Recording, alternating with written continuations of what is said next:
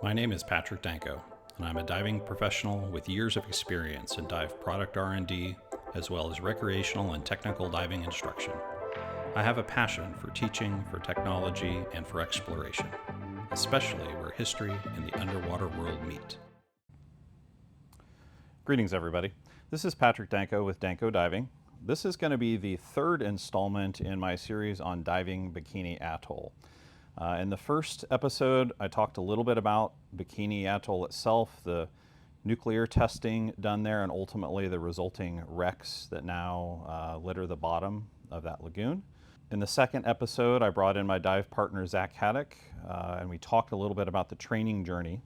And then today, I thought I'd do a quick impromptu type video on the gear that I'll be taking to Bikini. This is a bit of a less polished, less produced video, but I think this is a really good way of showing what typically happens when divers are starting to put together the gear, start to pack for the trip. And really, those are two independent but very important things. I need to decide what gear I'm going to be using based off of the environment and the type of diving I'm doing. And then I've got to figure out how to get it there. And that is a non-trivial feat in and of itself. So this is going to be a little less polished, a little more shaky from a camera work perspective. But I want to walk you through a little bit of what I've started to put together, and ultimately then at the end we'll package up and take with me as we leave for the long journey to Bikini. So I'm going to start with a little bit of the setup. So this will be deep diving. This is all technical CCR dive trips. Everyone will be diving rebreathers. The dive depths will be around the 160, 170 foot mark on average. So relatively deep. All of the dives will likely be decompression dives, meaning we'll make decompression stops on the way up as we ascend. It will be relatively warm water, and it will be relatively protected, I hope. So hopefully inside the lagoon it won't be too bumpy, but you never know. Factoring in current, factoring in surface chop, it does come into play when you're looking at how to pack for a dive trip. All right, so let's start off with the heart of my system, which is the rebreather. This is a Dive Right Choptima, a chest mount Optima rebreather. This is the core of the system. This is what I'll be using the entire trip. In fact, everyone on the boat will be diving a rebreather. Because of the remote nature of the wrecks and the limited capacity of the dive boat to carry breathing gas, especially helium, they restrict the dives here to all rebreather divers. The dives being deep enough means we are going to require the use of trimix, which is nitrogen, helium, and oxygen. That helium helps knock down the nitrogen narcosis that we would be hit with if we tried to dive a non-helium mixture at that depth. And it also cuts back on the gas density, which will make it a little bit easier and safer to breathe at those depths. But the nature of a rebreather is that I can dive on these dives, rebreathing the same gas over and over and over again, which allows me to make optimal use of all of that precious, expensive helium. So this rebreather is nice. I dove the back mount unit, back mount Dive Right Optima for many, many years. And then last year went and got crossed over, as we call it, to a new unit, got certified on the chest mount version. And it is in many ways similar, but in many ways very different. So I spent some time over the last year getting familiar with this, putting some hours on it, and ultimately being ready to take this with me to Bikini. The cool thing about this unit is where my back mount unit would have taken a case basically that size to travel with, the chest mount unit fits in a small case, basically the size of a carry-on. So if I close this up, that I will literally carry on to the plane, keep it with me, keep it safe. Really, really cool. So with this, I'll be diving a set of back mount doubles that will have a part of my breathing gas, and I will also sling on either side of me some stage bottles. So I'll have a bottle of Trimix and I'll have a bottle of deco gas, probably O2 or 80%. For the situation where my rebreather fails, I need bailout enough to get from the deepest, farthest portion of my dive all the way back to the surface through all of the mandatory decompression. Remember, these are deep enough, long enough dives that almost every dive I'm going to be doing is going to require mandatory decompression. So here's the pile that is starting to form, and I have a checklist that I am checking off as I start to assemble my gear. This all is going to need to get fit together and put into those bags. So what do I have here? I've got my back plate and wing. This is going to be my buoyancy through the dive. This is a skeletonized stainless steel back plate. I do have an aluminum back plate, but I think this one will actually be a little bit nicer from a weight and trim perspective. And then I have customized this a little bit for my rebreather. I've added a couple of D-rings up top here that I can clip my rebreather into. That still leaves these shoulder D-rings free for extra gear, a couple of trim weight pockets. But otherwise, this is a pretty standard tech diving backplate and wing. I will be diving aluminum 80 doubles on my back, so this wing needs to be big enough to accommodate the buoyancy that's required for that. And then you'll also notice I have added some rails here so I can clip off my reels and anything else I need to store things with me. We will be penetrating these wrecks, which means I will need some reels.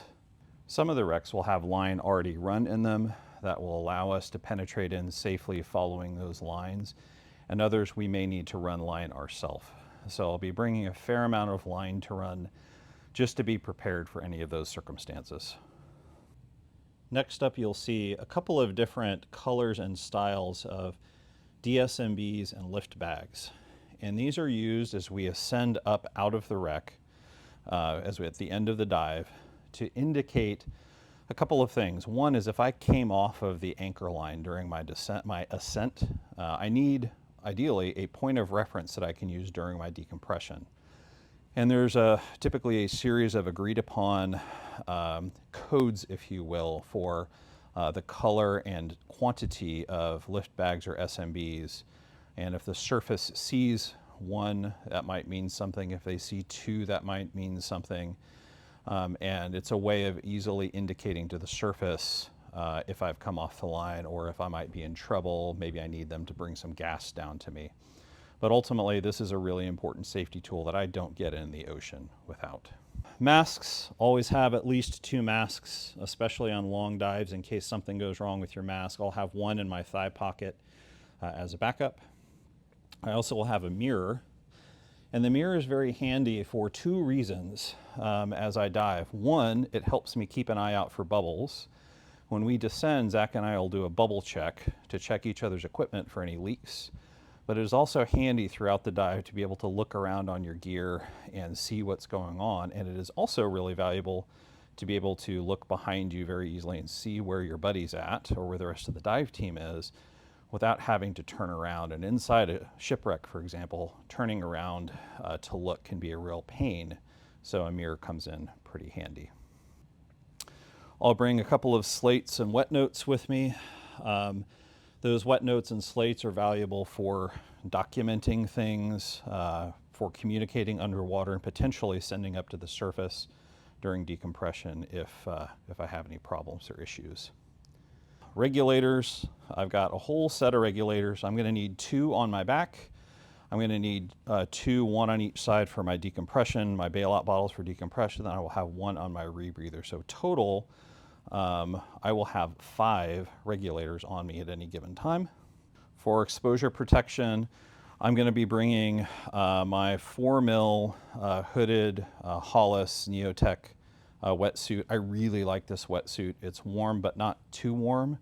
I think this will be just about right for the temperatures that we're expecting at Bikini.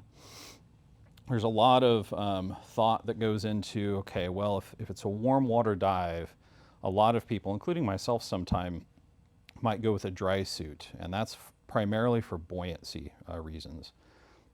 It's nice to have the buoyancy benefits that come with a dry suit.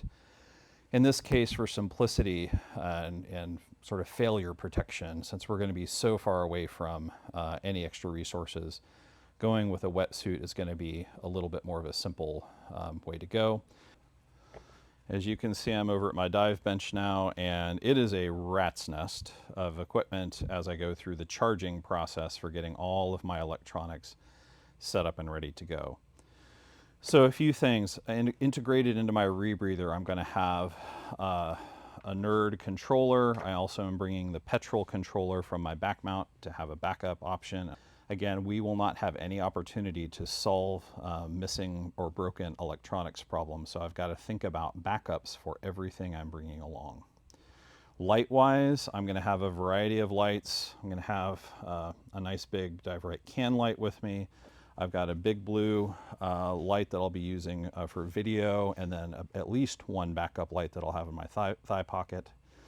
Dive computer-wise, I'm going to have on my wrist as my backup my Garmin Descent X50i. I am also going to be bringing my InReach Mini 3. So we are not going to have much connectivity at all. We're going to be in very remote. There will be, I believe, a Starlink Wi-Fi setup on the boat. But this is handy peace of mind that allows me to send and receive text messages, both emergency and non-emergency text messages, photos, and audio clips back and forth to anybody anywhere in the world to communicate. And worst case scenario, in case there is problems, I can hit this, the SOS on this, and that gets tied into Garmin's Emergency Response Center in Texas, and they will figure out how to help me out, which is awesome. Also very important whenever you're doing any diving, but especially technical diving, is knowing what's in your breathing gas. So a really important rule is know what's in your gas, analyze it yourself, and be very confident about it. For that purpose, I'll be bringing my Dive-Right HEO2 analyzer. So this analyzes both the oxygen content and helium content of my breathing gas. So it allows me to analyze that trimix. And then I'm also going to be bringing a Palm CO carbon monoxide analyzer. So this helps just make sure that there's no exhaust fumes or other things that have gotten into a breathing gas, which can really cause a lot of problems.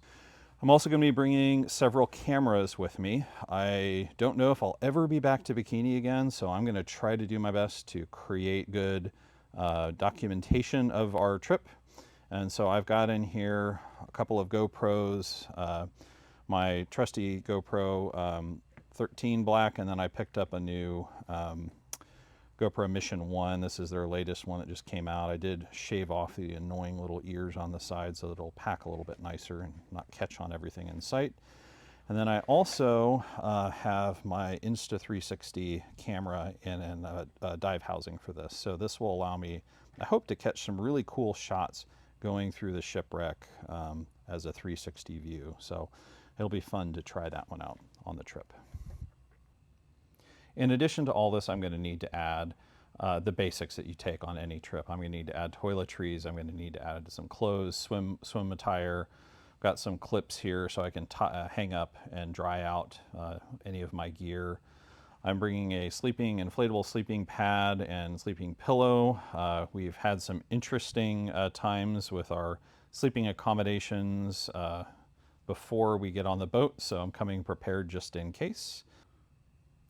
And then I'll also be bringing my iPad, my laptop to be able to do photo editing, video editing, staying in touch with what's going on in the outside world. And then all of the extra Save a Dive stuff. So you can imagine with everything that's going on here, I'm going to need good amounts of backups. So my Save a Dive kit for this will be fairly extensive with extra pieces for my rebreather, extra pieces for the regulators, backup mask strap, backup fin straps, lots of stuff to help me take care of problems when we're out on this boat. So we'll be living on this boat basically for 11, 12 days. So there will be no opportunity to get to a dive shop to find some replacements in case there are issues. You'll also note that each of these bags is very visibly labeled KWA, Kwajalein. So we are going to be flying from Honolulu on the Island Hopper, they call it, which is a route that flies from Honolulu and makes multiple stops through Marshall Islands and Micronesia, ultimately ending in Guam. And this plane will make short stops at many small islands through that Pacific chain. And it is very easy for your bag to not make it off at your stop. So per very good, wise guidance that we have gotten from others who have been on this trip in the past, we are labeling our bags very visibly to help the baggage handlers know which bags to pull off once we hit Kwajalein, and lessen the chance of us ruining our dive trip by not having all of our equipment. So that's it. I'm going to go through my checklist 2 or 3 times. It's always important to make sure you've got everything before you leave, especially on a trip like this, which is so remote. I still will forget something. Murphy's Law happens. It always is the case that I end up forgetting something, but I'm going to do my best to try to avoid that. And then I've got to pack it all up, and a week from today, be heading to the airport, and Zach and I will be heading off for a very long trip to the Marshall Islands to go dive Bikini Atoll. Thanks, guys.